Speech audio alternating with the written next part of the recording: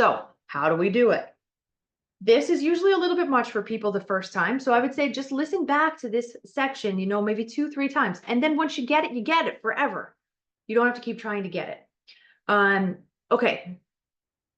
We used the phrase earlier, length, tension, relationship, right? Muscles need to know what length they should be. They need to know how much tension there should be at any given time, whether they're contracting, they're at rest, they're stretching. Most of the time, the one that's in charge is the length part. So if you think about this, when you come into a stretch, you can feel your body fighting that. And that is a protective mechanism. That's a good thing. That's what should happen, because if we just stretched and stretched and stretched and stretched, eventually the muscle would just tear, right? Like it can only go so far and maintain its structure and integrity. So that's like the built-in mechanism in your brain to protect your muscle length, okay? And that is a good thing. The problem is if we have these bunched up muscles, we're trying to stretch them, what is your brain sending? What message is your brain sending? Stop that, stop, right? Trying to send it back to a contracted state. So the first thing we want to know is the part of this that is in charge of the length are the muscle spindles, right? So this thing here, like this is from a picture from like a railing. I mean, like when I was younger, we called these the banister. Like sometimes when like steps used to have these, like if you were going up the steps and it had like the banister. This is a spindle, right? So I like this. I really like this as an image for like the design of a muscle, right? So the muscle spindles are this, that they are going to get longer and shorter, longer and shorter. So your brain is going to command it to get longer or shorter. We're stretching it. What's the brain saying? Fighting it, stop, stop. Okay. But there is a second mechanism in there called the Golgi tendon organs, GTOs, which anybody might remember this from biology. But we're talking about it in a totally different way now. Like this is, I think, so much more exciting and magical. So what they do is regulate the tension in a muscle.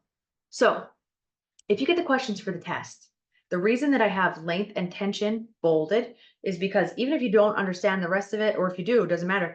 The questions that we want to get easy points are going to be like if they say which part governs length, it's muscle spindles, which part regulates tension, it's going to be Golgi tendon organs. Now, here's the other key to this: tendon, tension, tendon, tension. So whether they say it all out, Golgi tendon organs, or they put GTOs, we know that that T stands for tendon, tendon, tension. Okay. Now we're going to put it all together here. And this is where you're going to start to unlock the understanding of like the magic of what we do.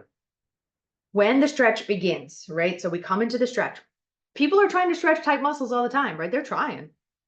The muscle spindles are activated, right? So that's where your brain is fighting.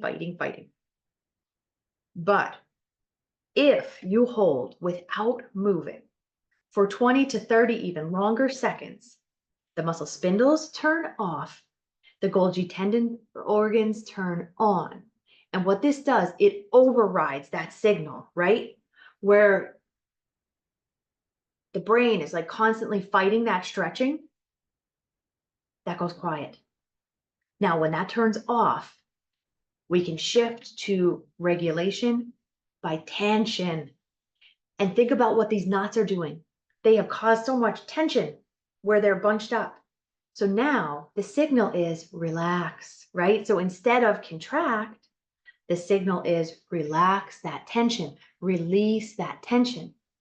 And it really is. I mean, I've said the word magic here 3 times, but even after 15 years of doing this, it is like magic that those knots dissolve because they relax, right? That is like a little ball of tension that is caused by the trauma, the inflammation, the whole cycle. So it's there. It's too tight. It's too tense. Golgi tendon organs turn on. Relax. And then we come back to, it's like this. If you look at the stocking, imagine if this went away, right?